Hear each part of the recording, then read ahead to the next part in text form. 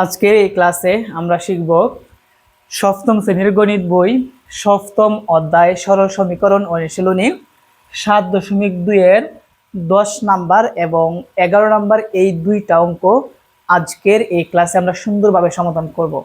তো দেখো 10 নাম্বারটা হচ্ছে একজন ফল বিক্রেতার মোট ফলের অর্থাৎ মোট যে ফল আছে ওই ফলের হাফ অংশ আপেল 1/3 অংশ কমলা লেবু ও 40টি আম আছে। অর্থাৎ যতগুলা ফল আছে, আমি কি বলছি, যতগুলা ফল আছে ওই ফলের মধ্যে কিন্তু আমের সংখ্যাটা কিন্তু উল্লেখ করা আছে 40টি, আর বাকি যে আপেল আর কমলা লেবু আছে এগুলো অংশ আকারে আছে। অর্থাৎ মোট ফলের হাফ অংশ আপেল আর 1/3 অংশ কমলা লেবু আছে, কিন্তু কতটা সংখ্যা উল্লেখ করা নাই, অংশ আকারে আছে, তাই না? তো এই অঙ্কটা সমাধান করতে হলে একদম ইজি ভাবে যদি আমরা সমাধান করি সেটা হচ্ছে, আচ্ছা লাস্টে কি বললো, তার নিকট মোট কতগুলো ফল আছে, অর্থাৎ টোটাল ফলের সংখ্যা কত আমাদের বের করতে হবে। আমি মনে মনে, যেহেতু এটা সরল সমীকরণ, আমরা মনে মনে যদি সর্বমোট ফলের সংখ্যাকে আমরা এক্স ধরি, কি বলছি, এক্স ধরি, তাহলে আমরা কি করব, আগে আপেল কতটি আছে, আপেল কত অংশ আছে, আপেল কতটি আছে আর কমলা লেবু কতটা আছে, আমরা যদি এই দুইটা যোগ করি, আপেল এবং কমলার সংখ্যা যদি যোগ করি, হ্যাঁ যদি যোগ করি, যোগ করার পর আমরা যেই মানটা আমরা পাবো, টোটাল যে আমরা ফলের সংখ্যা ধরছি এক্স, ওইটার থেকে বিয়োগ দিলেই কিন্তু আমাদের কার সমান হবে, আমের সমান হবে। মানে প্রশ্ন মতে যদি আমরা লিখি তখন কিন্তু ওই প্রশ্ন মতে থেকে কিন্তু আমরা এক্স এর মানটা পাবো, অর্থাৎ এক্স এর মান যত টোটাল ফলের সংখ্যা তত। তো কিভাবে আমি আসলে মুখে মুখে বলছি হয়তো বা অনেকে না বুঝতে পারে, আসলে আমরা সমাধান করে দেখাই তাহলে বুঝতে পারবা। সমাধান, তাহলে আমাদের প্রথম কাজ হচ্ছে আমরা মনে মনে ধরে নিব, লিখবো মনে করি, মনে করে তার নিকট মোট কতগুলো ফল আছে, তাহলে আমরা লিখবো মনে করে মোট ফল আছে, মোট ফল আছে। আমরা জানি না মোট কয়টা ফল আছে, আমরা লিখবো এক্সটি। আমরা কিন্তু ফলের সংখ্যা জানি না, সেই জন্য আমরা কি করলাম, ফলের সংখ্যাকে আমরা এক্সটি ধরলাম, মানে মোট ফলের সংখ্যা এক্স। এখন কতটা আপেল আছে, কতটা কমলা লেবু আছে, চলো আমরা এটা আগে বের করি। কেন আমরা এটা বের করব, কারণ আমরা যদি এই আপেল এবং কমলার কতটা আপেল কতটা কমলা আছে দুইটা বের করে যদি যোগ করে দেই, মোট ফলের থেকে যদি আমি আপেল এবং কমলা বাদ দেই তাহলে কিন্তু আমরা আম পাই, আমের সংখ্যাটা পাবো প্রশ্নমতে লেখার জন্য। ওকে, তাহলে এখন আমরা লিখবো আপেল আছে, লিখবো আপেল আছে, আপেল আছে সমান, আপেল কয়টা আছে, টোটাল যে ফল আছে এই ফলের কত অংশ, হাফ অংশ, তাহলে আমরা লিখবো এক্স এর হাফ। তাহলে সমান আমরা পাবো হচ্ছে এক্স থেকে এক্স আর নিচে হচ্ছে 2, তাহলে এতটি হচ্ছে কি আপেল। আপেলের পর কি আছে, কমলা লেবু, আমরা লিখবো কমলা, কমলা লেবু আছে, কমলা লেবু টোটাল ফলের কত অংশ আছে, 1/3 অংশ, তাহলে আমরা লিখবো এক্স এর 1/3। তো তাহলে এক্স থেকে এক্স হবে আর নিচে হচ্ছে 3টি। সাপোজ আমি একটা সংখ্যা দিয়ে যদি বলি, যেমন আপেল আছে হচ্ছে মনে করো 20টি, হ্যাঁ, আর কমলা লেবু আছে মনে করো 30টি আছে, আর টোটাল ফলের সংখ্যা হচ্ছে 100। এখন আমরা আমের সংখ্যাটা আমরা কিভাবে পাবো, আমরা যদি এই আপেল এবং কমলা লেবু দুইটা যোগ করি কত হয়, 50 হবে। আর মোট ফল থেকে যদি আমরা এই দুইটা 50 বাদ দিয়ে দেই থাকবে কত, 50 থাকবে। এটা হচ্ছে কি আমাদের আমের সংখ্যা হয়, আমরা প্রশ্ন মতে লিখতে পারি। আচ্ছা, এখন আমরা যে কাজটা করব, এখানে এই আপেল এবং কমলা যোগ করে দেব, তাহলে অতএব আপেল ও কমলা, আমি চাইলে আরো সংক্ষেপে লিখতে পারি প্রশ্ন মতে, বা আমরা একটু ভেঙে ভেঙে লিখতে পারি, আপেল ও কমলা লেবু আছে মোট, যোগ করে দিই, আপেল আছে হচ্ছে x/2 প্লাস কমলা হচ্ছে x/3t। এখন এটা যদি আমরা ইকুয়েশন করি তাহলে কি হয়, সমানটা তোমরা নিচে দিবা, আমি কিন্তু এখানে দেব যেহেতু জায়গা নাই। দেখো লসাগু নিব, 2 আর 3 এর লসাগু কত 6 হবে।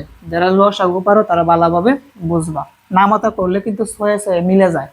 এখন হর দ্বারা লসাগুকে ভাগ করে লবের সাথে গুণ, 2 যায় 6 এর মধ্যে কয়বার, 3 বার। 3 দ্বারা যদি আমরা x কে গুণ করি তাহলে আমরা কি পাবো, 3x প্লাস, আবার 3 যায় 6 এর মধ্যে 2 বার, 2 দ্বারা যদি আমরা x কে গুণ করি তাহলে আমরা কি পাবো, 2x পাবো, সমান 3x আর 2x এ মিলে কি হবে 5x, আর নিচে হচ্ছে 6, আর উপরে কি হবে, এখানে হবে t। তাহলে আপেল এবং কমলা মিলে আছে এতটি। এখন যদি আমি এই আপেল এবং কমলার সংখ্যা থেকে যদি আমি মোট ফলের সংখ্যা থেকে বাদ দিয়ে দিই তাহলে আমরা কি পাবো, আমের সংখ্যা পাবো। সেই জন্য আমরা লিখতে পারি প্রশ্ন মতে আমাদের মোট ফলের সংখ্যা কতটি, xt। এই মোট ফলের সংখ্যা থেকে যদি আমি আপেল এবং কমলার টোটাল সংখ্যাটা বাদ দিই, অর্থাৎ 5x/6 বাদ দেই, তাহলে কার সংখ্যা আমরা পাবো, আমের সংখ্যা পাবো। আম কত, 40 লিখলাম। এখন আসলে আমরা লসাগু নেই, এখান থেকে মনে রাখবা এই x এর নিচে কত আছে, 1 আছে, তাহলে 1 আর 6 এর লসাগু কত, 6ই হবে। লিখলাম 6, কি বলছিলাম, এটা নিচে কত আছে, 1 দ্বারা লসাগুকে ভাগ করে লবের সাথে গুণ করতে হবে। তো 1 যায় 6 এর মধ্যে 6 বার, 6 দ্বারা যদি আমরা x কে গুণ করি 6x মাইনাস, আবার হর দ্বারা লসাগুকে ভাগ করব, 6 এর মধ্যে 1 বার যায়, 1 দ্বারা যদি আমরা 5x কে গুণ করি তাহলে আমরা কি পাবো, 5x পাবো, সমান হচ্ছে 4। বা দেখো এখন আমাদের কি করতে হবে, এখন আমাদের যেহেতু x এর মান বের করতে হবে, তো 6x থেকে যদি আমরা 5x বাদ দিই আরো একটা x কি থাকে, আর এখানে 6 আছে হচ্ছে আমাদের ভাগ আকারে, ওই পাশে গেলে গুণ হবে, কার সাথে গুণ হবে বলতো, 40 এর সাথে গুণ করতে হবে। তো 40 এর সাথে যদি আমরা 6 গুণ করি তাহলে আমরা x ইকুয়াল টু আমরা কত পাবো, 4 6 24, আর শূন্য হচ্ছে একটা। তাহলে x এর মান কতটি, x এর মান হচ্ছে, x এর মান কত, 240। আমরা x জানি কি ছিল, আমাদের x ছিল হচ্ছে মোট ফল আছে xt, তার মানে আমাদের মোট x এর মান যেহেতু 240, তাহলে মোট ফলের সংখ্যা হচ্ছে 240। সেজন্য আমরা লিখতে পারি অতএব তার নিকট মোট, আমরা লিখব অতএব তার নিকট মোট কতগুলো 240টি কি আছে, ফল আছে। আর এটা হচ্ছে কি আমাদের অ্যান্সার। প্রিয় শিক্ষার্থীরা, আশা করি তোমরা এখানে 10 নম্বর প্রশ্নের সমাধানটি তোমরা ভালোভাবে বুঝতে পেরেছো। একদম ব্যাখ্যা দিয়ে তোমাদেরকে বোঝানোর চেষ্টা করেছি। এখন আসো আমরা পরবর্তী প্রশ্নটা লিখে আমরা সমাধান শুরু করি। এখন আসো 11 নম্বর প্রশ্নের সমাধান। 11 নম্বরের উদ্দীপকটা হচ্ছে পিতার বর্তমান বয়স পুত্রের বর্তমান বয়সের 6 গুণ। কথাটার মানে কি, কথাটার মানে হচ্ছে পিতার যে বয়সটা হবে সেটা হচ্ছে পুত্রের যত বয়স হবে তার সাথে 6 যদি তুমি গুণ দাও তাহলে পিতার বয়স হবে, এটাই বুঝাইছে। ওকে, 5 বছর পর তাদের বয়সের সমষ্টি। 5 বছর পর কাদের, তাদের বলতে কাদের, পিতা এবং পুত্রের তাদের বয়সের সমষ্টি, অর্থাৎ পিতা এবং পুত্রের যে বয়সটা আছে তার সাথে যদি আমরা 5 করে বাড়াই, দুইটা যোগ করার পর যে বয়সটা হবে সেটা হবে 45 বছর। তো প্রশ্ন বলছে পিতা ও পুত্রের বর্তমান বয়স কত। তো যেহেতু এখানে একটা কথা সুন্দরভাবে উল্লেখ আছে যে পিতার বয়সটা হবে পুত্রের বয়সের 6 গুণ, তাহলে আমাকে অবশ্যই আগে পিতার বয়স বের করতে হলে আগে আমাদের পুত্রের বয়স জানতে হবে। সেই জন্য আমরা মনে মনে লিখবো, মনে করি পুত্রের বর্তমান বয়স, পুত্রের বর্তমান বয়স। তো পুত্রের বর্তমান বয়সকে আমরা কি ধরবো, x বছর ধরলাম। তাহলে আমরা পাবো অতএব পিতার বর্তমান বয়স। তাহলে পিতার বর্তমান বয়স কি হবে, সুন্দর কথা যে পুত্রের যে বয়স আছে তার সাথে 6 গুণ করতে হবে। পুত্রের বয়স হচ্ছে x, তার সাথে যদি আমি 6 গুণ দেই তাহলে কি হবে, 6x বছর হবে। তাহলে প্রিয় শিক্ষার্থীরা, আমরা পিতার বর্তমান বয়স পেলাম 6x বছর, আর পুত্রের বর্তমান বয়স হচ্ছে x বছর। তো এখন কিন্তু এখানে আরেকটা কথা উল্লেখ আছে যে 5 বছর পর, কয় বছর পর, 5 বছর পর তাদের বয়সের সমষ্টি 45 বছর হবে। তো যেহেতু বর্তমান বয়স আমরা পেয়েছি, এখন আসো আমরা 5 বছর পর তাদের বয়সটা বের করি। তাহলে আমরা লিখবো 5 বছর পর পুত্রের বয়স। দেখো আগে পুত্রের বয়স ছিল x বছর, যেহেতু 5 বছর পর তাহলে 5 যোগ করতে হবে।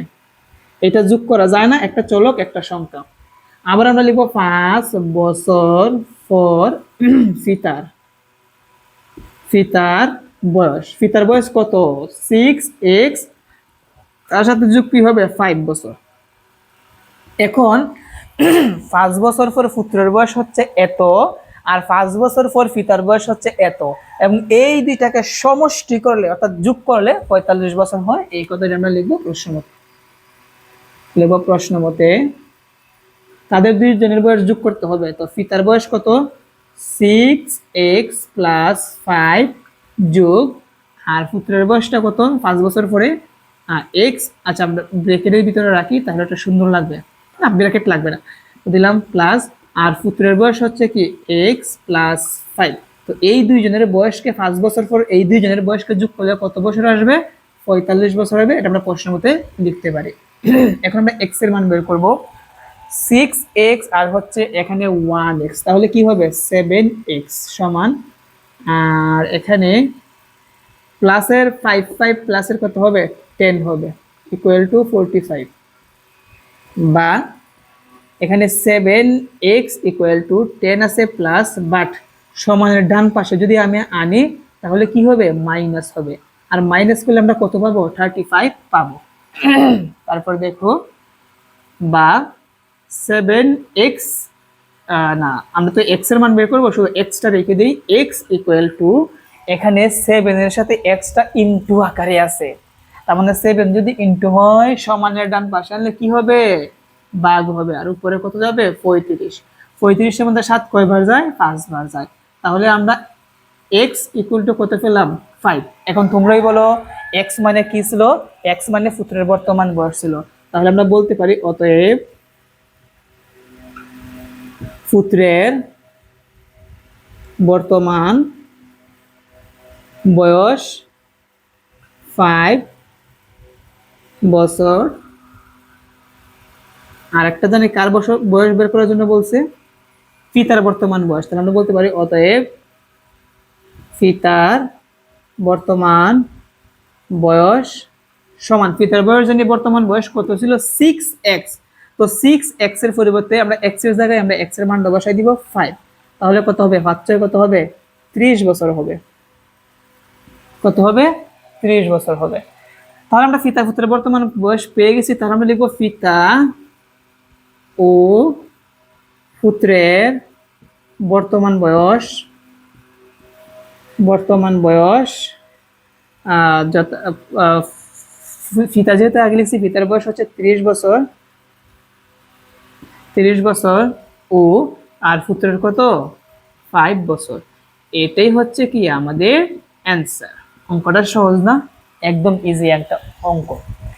তো আশা করি পিতা পুত্রের এই অঙ্কগুলো তোমরা সমাধান ভালোভাবে বুঝতে পেরেছো।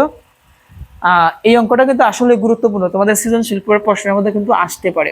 আমি চেষ্টা করেছি ব্যাখ্যা দিয়ে প্রশ্নটা কিভাবে হবে বা কিভাবে লিখতে হবে সুন্দরভাবে বুঝিয়েছি।